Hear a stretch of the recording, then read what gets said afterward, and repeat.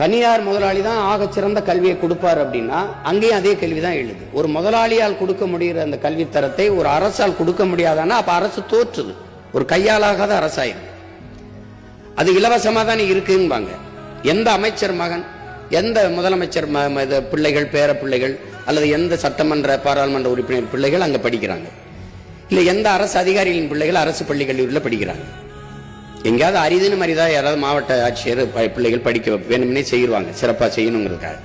அந்த பள்ளி கல்லூரியில் வேலை செய்யற ஆசிரியர் பெருமக்கள், பேராசிரியர் பெருமக்கள் பிள்ளைகள் கூட அங்க படிக்கிறது இல்லை. அதுதான் இங்க இருக்க ரொம்ப கொடுமை. படிக்கிறது இல்ல. உண்மையா தான். என தரமா இல்ல. அந்த நிலையை மாற்றணும்னு நினைக்கிறோம். அரசு பள்ளி கல்லூரியில தான் அமைச்சர் பிள்ளைகளோ அல்லது ஆசிரியர் பெருமக்கள் பிள்ளைகளோ அதிகாரிகள் பிள்ளைகளோ எல்லாம் அங்கதான் படிக்கணும். சட்டம் அரசு பள்ளி கல்லூரியில் படித்தவர்களுக்கு தான் தமிழ்நாட்டு வேலையில் முன்னுரிமை. அது போக மிச்சம் இருந்தா மற்ற பள்ளி கல்லூரியில் படித்தவர்களுக்கு கொடுப்போம்.